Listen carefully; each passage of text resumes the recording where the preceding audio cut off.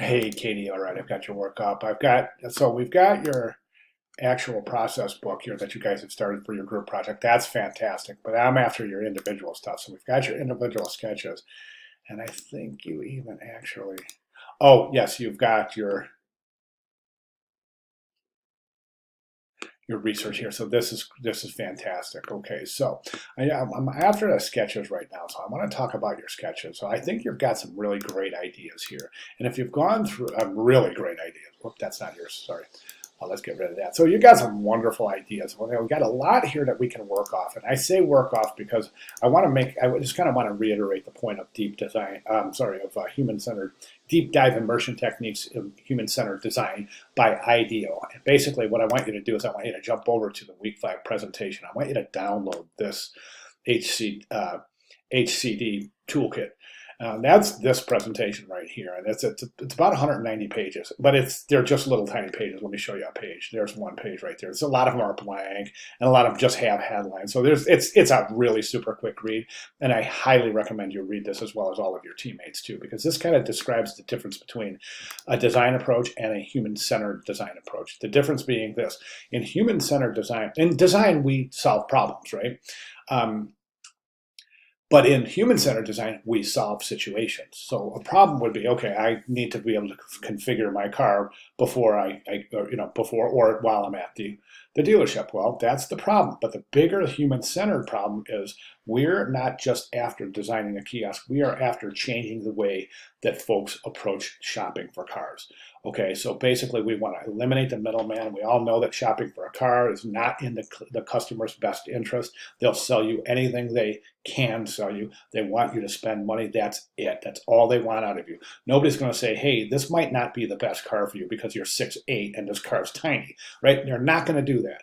So what we want to do is we want to take that into consideration and improve the car buying experience by eliminating situations and conditions that are not in the consumer's best interest. So what I'm saying here is, well, here's what we do. We take some of your ideas here. All right, so here's your detailed view. Here's your virtual reality. It's showing everything, right? So why don't we take this and here's just an idea of what we can do. And this is what I want you to strive for, is this kind of creativity.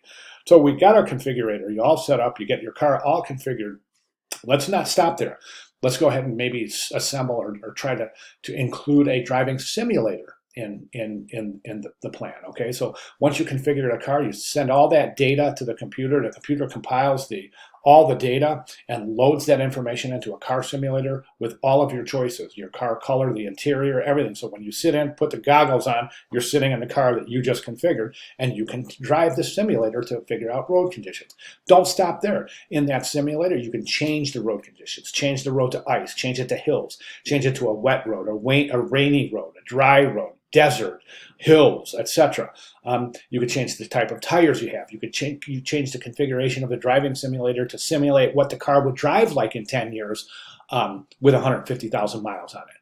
Right? You could change. You could add some features, some financial features in the simulator where maybe there's a calculator over here. You can start calculating your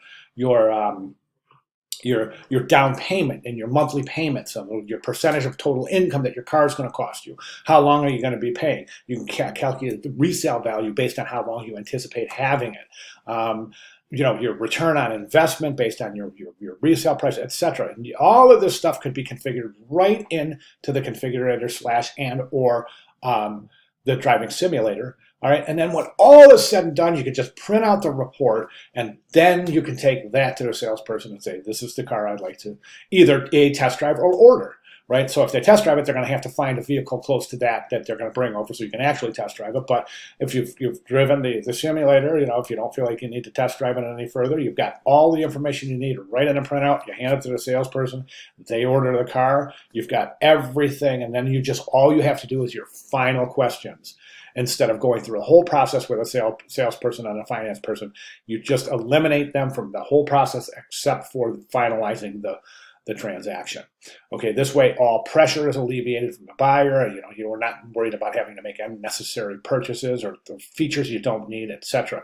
You could even add a questionnaire where you start the whole process by giving your physical dimensions, your physical attributes, your driving habits, etc. Maybe the car you're looking at is not the most suitable car for you. So based on a preliminary questionnaire, maybe they could eliminate certain models that might not be the best fit for you. So the point I'm trying to make is just get as creative as you possibly can in this and really push the idea of changing the way people shop for cars as opposed to just saying we're just going to design a configurator. Okay, hope my comments make sense. If not, let me know. I'll be glad to clarify. But if you have any questions at all, again, please let me know. All right, great job. Thank you very much.